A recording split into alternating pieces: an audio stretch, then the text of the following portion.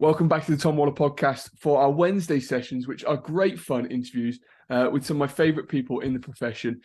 Just a bit of conversation, a bit of chat around what's happening in chiropractic, what they're doing in chiropractic, and everybody that I bring to you, I know is going to bring some great value. Apologies for the last couple of weeks, I haven't been around, but I've waited and postponed this gentleman a couple of times, and I'm so grateful that he's taken the time to be with us. My good friend, Jonny Coller, thank you very much for joining us on the show today. Thank you very much for having me. Where are you in the world, Jonny? Because I can't keep up with you. Here, there, and everywhere. But at the moment, I am currently in Spain. So, yeah, life is good. Life is good. In Barcelona, I am. and is it still warm in Barcelona at this time of year? I mean, it's definitely warmer than Lincoln, but I don't Yeah. think that's quite a boast. But no, it's starting, the jumper's on, it's starting to get a little bit nippier, that's for sure. Well, you probably moved to Spain to get away from the British conversation about the weather, so that's enough we'll do on that. Jonny, you've got a really interesting story in chiropractic, which I really admire because you've been in practice, you've been a locum, and you've also set up this incredible business to help chiropractors delve into and learn more about what we do, as in the philosophy of chiropractic, with the chiropractic why. Why did that start? How did it come about? I'd love for you to share with people where that sort of dream and idea came from. Oof, I suppose it's a little bit of a longer story, so I'll try and summarize it. But I suppose like a lot of people from colleges that we went to, I went to a chiropractic school that chiropractic probably wasn't at the center of what it was I studied or learned. And I was very fortunate that when I first left there, I went to an office that chiropractic really was at the center of it, and I learned a lot within a first sort of 6 to 12 months, and there was some glaring things that I learned that really made me reflect that I probably didn't have the deeper understanding of what it was that chiropractic was. And I was trying my hardest to emulate this amazing lady chiropractor I was working for, who was phenomenal and was getting amazing results. And I certainly was able to grow pretty well. And then I sort of hit a peak, and some things happened, and I ended up in another office where I was exposed to some other stuff, some things that I liked and some things that I didn't like. And I really just started to watch a load of chiropractors, observe lots of chiropractors, and listen to lots of chiropractors. And the one thing that became really glaringly obvious to me was the ones that I wanted to emulate, the ones that were having the biggest impact on their community and seeing the greatest results, weren't probably the ones that were the best at the science. They probably, if I was honest, weren't the best adjusters that I've ever seen, but they all really understood the philosophy of chiropractic and were able to communicate that. And that was what led me on a process of doing lots of reading, studying lots of philosophy courses, and then I ended up doing a big ACP program through Sherman Chiropractic College, which was amazing. And then from that, I kind of felt like I discovered this thing that nobody had really given me an opportunity to learn, that I'd had to put in all of this hard work. And between myself and another chiropractor, Tom Dirksen, we decided that we wanted to make a way that anywhere in the world you could sit down and learn this in a very easy manner that was structured, that someone would hold your hand through the whole process, but you could effectively learn what took us the best part of 10 years, going to multiple seminars, reading all of these books, and someone could learn it in effectively, a month and a half, 2 months, learn what we did over that time. And we've been very fortunate that a lot of the people that have been through it have seen some incredible changes within themselves and their practices, which has sort of spurred us to keep going, and has taken it to where it is today. I think it really is brilliant. You know what I sometimes see, and I've seen it in associates in other practices.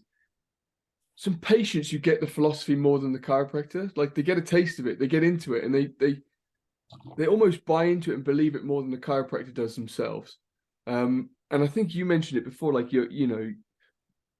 before we started recording, we talked about this, scripts being a good thing. Scripts is something that I teach. But you said if you don't have an understanding behind it, you'll get found out eventually. What did you mean by that? Because I think that's a really interesting thing, because there's so much in chiropractic right now about scripts or let's get loads of new patients through the door, and it kind of it's like that fable of building the house on the sand. What's your thought and opinion behind that and not having a deep understanding? So I think there's probably a couple of little questions within that question. And first of all, I think scripts are really important, really, really important, particularly in your earlier years. I see it a bit like, particularly within a first or a second visit, depending on how you structure things, but let's just say a first visit and report of findings. The mentality that I would certainly have, and I do have when we're serving these people, is like, this is a semi-final and a cup final for their health. If we can get this right, we have an opportunity to change someone's life. And that's a huge responsibility to have as an individual going through it. And we certainly need to feel the weight of that responsibility. And with that, we need to think of it in that way that if I was coming from a sports background, this is an analogy that I think of, is I wouldn't go into a World Cup final without a structure. I wouldn't go in there knowing, look, this is what my strengths are. This is what my weaknesses are. This is how I'm going to play the game. These are the moves that I'm going to do. This is the tactics that we're going to have. For me, those are scripts. So I wouldn't go into a cup final without a plan. I'm not going to go into a cup final or a semi-final for someone's health without a plan. So scripts are super, super important. I mean, if we're going to continue that analogy on, things happen in a game, let's say a game of rugby, that sometimes you need to change those tactics and those strategies and those moves.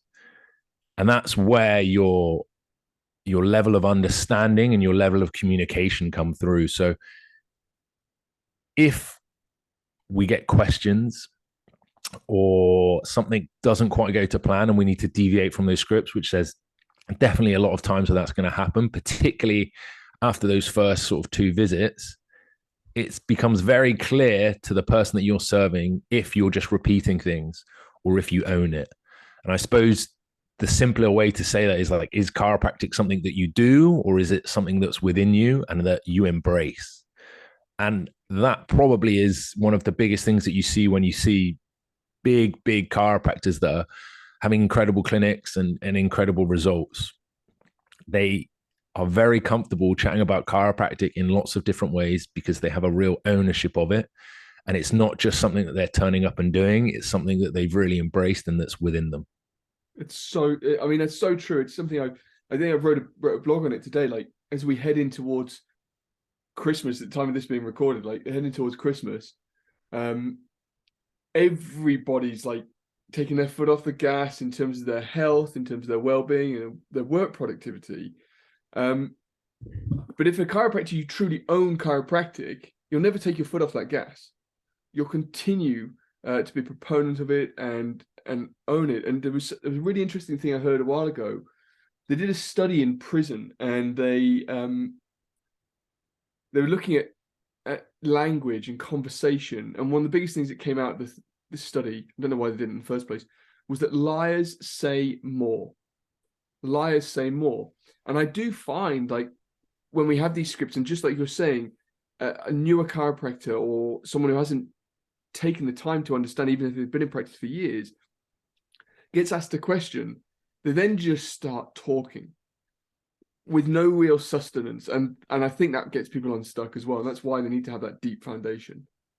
Definitely that. I mean, there's I've been looking into it recently for a course that we've got coming up that's going to be to help the big gap that's between people that graduate and really the skills that you need in practice if you want to be successful. And one of the interesting studies that I found was about talking rate, so how quick you speak, and the tone of your voice, and what that means to individuals when they're listening to you. And I think we're all at that point in our life where you can see through people's bullshit. And I think I certainly had moments in practice where I got asked questions and I probably tried to bullshit. I didn't really own it. And there is no doubt that the person I was serving saw that. And maybe they didn't quite see it initially, but eventually those sort of bricks add up and They realize I probably didn't know what I said I knew. And I mean, it's so true what you're saying. It's one of those things that I think we probably all go through as well in practice. And BJ chats about this slipping and checking idea. We all have these little slips. It's just whether we want to be honest enough with ourselves that there's a bit more work that we need to do. And I suppose coming up to Christmas is probably a good time to have a little bit of a reflection on that, and where are we in the reality of our practice, and what is it that we need to work on if we want to serve more people. It's really interesting. I'm just thinking that something that's become so popular over the last few years is entrepreneurship, and business and stuff, and it is something that I do and I coach and teach people with. But one of my coaches in my life, he says, what does he say? The lie that is also true is that really rich people, like millionaires, billionaires, have multiple streams of income. The lie that is also true, in the sense that they have multiple streams of income only once they have solidified and owned that one product, that one service, that one business, to the point where it can then reinvest in other streams of income. And I think the same is true with chiropractic. A lot of people have, in their practice, and you said, the busier practices you've noticed are the people who own chiropractic at their core. And I think the same is true in chiropractic. We see in professions, people are getting, like magpies to shiny objects to grow their business or to diversify their businesses outside of chiropractic before they've really owned what they're doing. And I think that's where people sometimes fall and struggle a little bit. Yeah, I mean, I think you don't have to look too far to see the reflection on that. And if you were to go onto Instagram or Facebook and you scroll through the posts of chiropractors, I mean, the reality is how much is about chiropractic. I mean, we seem as a profession very comfortable, and there's definitely outliers and there's definitely people doing phenomenal things on social media, but we're chatting about nutrition, chatting about breath work, chatting about ice baths, all of these things. And they're definitely incredible things and things that I utilize myself. But if we don't talk about chiropractic, who's going to talk about it? It's a bizarre position to be in as a profession where, because I think we've lost the comfortability in chatting about all of these chiropractic ideas, that we have to put out content based around other things and other services. And probably a bit like what you touched on, instead of being the specialist in what we do and then branching out from there, we start branching out from there earlier than really that deeper understanding of chiropractic. And first of all, like how incredible chiropractic is. I mean, it's a Reggie Gold quote, but chiropractic is so good that even when it's bad, it's good. It's a bit like pizza or something like that. And I do think that probably is where at some places in the profession we've got to, because chiropractic is phenomenal. And even if you do it at a very poor level, we're going to get great results. And then sometimes we get this idea that we already know it, which is obviously the worst thing for anything whenever you're trying to learn or grow and develop into a true master. If you think you know it, there's always going to be a bit of an issue. But maybe you are right, but it's an interesting one. And the other side of that, though, is also quite true. You see people that want to keep learning and keep understanding chiropractic, and with that, the impact that their new knowledge and the skills that they've worked on in communication, or particularly when with us understanding what chiropractic is, how that changes what they want to talk about continually, whether it be through their social media or within their practice. And then the real life outcomes of that. I mean, we see huge change in retention, and instead of having to have this hungry practice where you're always doing the latest marketing tips and tricks, it becomes a practice where people come and stay. And that's a huge difference to people's lives and their happiness in practice. That's really true. And again, just to reiterate what you said about slipping and checking, that's that like having that accountability, that if you feel you're waning, where you can go back to and relearn.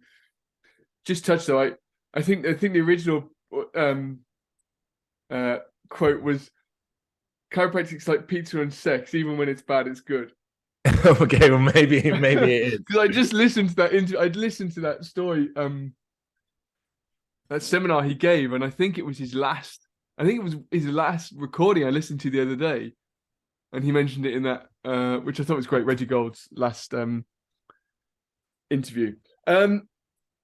So switching around, and instead of being like, "Oh, everything's so bad," what can people do to start to own their philosophy? Obviously, people want to go to the chiropractic why, and they want to find out your stuff because Jonny is a good friend, but he has absolutely incredible material that I have used and my team have used, and I definitely recommend it. So we'll put links and stuff to the chiropractic why. But what can people do initially to start maybe gaining a hunger for philosophy? Because I'm sitting here and I've got all the green books in front of me, and I know how hard they are to read, and I know I haven't read every one of them cover to cover. Like when we start, we sometimes think it's a bit difficult. Where can people just start to make a difference? There's a couple of really easy ways to start. I think I know. When I first started getting into studying chiropractic, because chiropractic doesn't have a philosophy, it is a philosophy. Mm-hmm. I was told to read The Bigness of the Fellow Within, which is the biggest book, probably green book around. Probably not the easiest to ever read. Yeah. And it certainly demotivated me and just made me more confused than ever before. I think the simple ways is, first of all, take some time to reflect on the reality of your philosophy. Ayn Rand has an amazing quote along the lines of, we all have our own philosophy. We just have a choice to understand what that philosophy is and define it. And without that sort of self-reflection, you can end up doing something that isn't really genuine to who you are or who you are deeper down as a person or your individual philosophies. And there's always going to be a disconnect. And that leads to unhappiness in practice, lack of ability to communicate or convince people. And then more practically, I mean, we're so blessed at the moment with the age of the internet and podcasts that there's so much around there to listen to and to digest, to start to drip feeding yourself with chiropractic. I am a huge believer, and it's something that we work on all the time with people, is like, if you don't put chiropractic in, chiropractic can't come out. True. And as a professional, I think we have a responsibility to ourselves and to the people that we serve to really be the specialist in our field. And if you're going to be a specialist in your field, then continual study is definitely that. So there is a load of amazing, easy read books around. Off the top of my head, there's a book 33 by David Seru who put it together. It's someone that we've chatted to on our podcasts. Yeah. There is a load of podcasts around there. It's not the case of getting into the green books, even though I'd recommend that. I certainly don't think it's the easiest way to start to study chiropractic philosophy. And then on top of that, I would say to people, if chiropractic is what I do, then chiropractic should be what I speak about to the people that I serve. So setting yourself some simple, easy topics to chat about through a week, making sure that we're not just using table talk as this phrase, but actually a reality of practice. Even if that isn't your motivation, understand that if you want to grow your practice, the easiest way to fill the cup is to drink out of a cup and not drink out of a colander. And I don't think people understand the impact of retention and what difference that will make to their practice. I mean, we just went through this with some chiropractors that are within their first couple of years of graduating, explaining to them the importance of retention. But if you look at the growth cycle of a new chiropractor on a normal amount of, well, normal quote unquote amount of first visits coming into them and a normal quote unquote care plan. And obviously it's going to depend on the type of people that you serve. But if you had 100% retention at 12 weeks, they'd get to about 100 visits a week. If they have 50% retention, it's going to take them over 2 years to get to 100. So even if it was from a selfish point of wanting to grow your practice and to earn more money, if you can explain chiropractic in clear ways, your retention will grow up and so will your practice. Mm-hmm. I don't think that's the main motivation. The main motivation is if you can explain chiropractic to people because you've understood it, people are going to have greater changes within their lives and you're going to have a bigger impact on the community that you serve. Mm. So true. So Jonny, where can people find out more about your podcast? Because you got a podcast as well, and your services. So there's a couple of simple ways. The easiest way is Instagram, the Chiropractic Why. We try and post some little thought topics, some things to make people think, some little quotes from historically great chiropractors. We're certainly big at the moment on history has philosophers, but philosophy isn't history. So making sure that we dissect their ideas and not just what they said. Outside of that, our website, chiropracticwhy.com, explains everything that we do through our study at home chiropractic philosophy course, which is a sort of a 10 module program that we take you through everything, basic chiropractic philosophy, and making sure that you can communicate that to have a big impact on your practice and your community. And then the podcast is just the Chiropractic Why podcast. We've had some amazing people on there, people from some younger chiropractors that have just been out and about to a 93-year-old chiropractor who's still in practice. So lots of different things on there. Yeah. Where? I mean, if you haven't listened to it, this guy's turned into one of my like chiropractic heroes. Where's he practice? So it's an American guy. Yeah. I'll leave it out there, but just go and if you ever want a little chiropractic pick me up, go and listen to this guy. I think there's something so inspiring. Reggie Gold actually said, set yourself on fire and people will come to watch you burn. Yeah. And this gentleman is a phenomenally passionate man who it's just inspiring to see that people have fallen so much in love with something that they do and the results that it can give to people that they still want to be doing it at 92. I mean, absolutely. I'm on my way to the office in a minute. I'm going to listen to it on the way. Can't wait.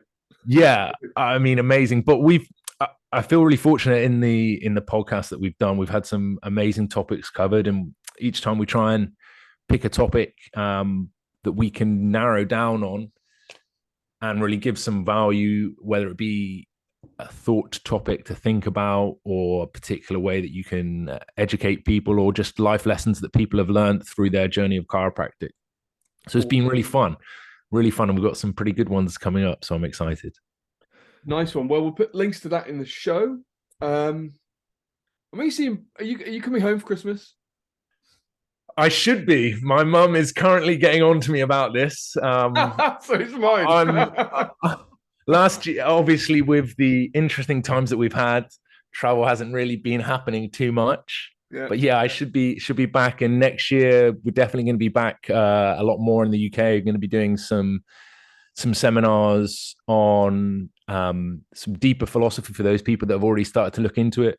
We're going to be doing a seminar on building an educational system for your practice members.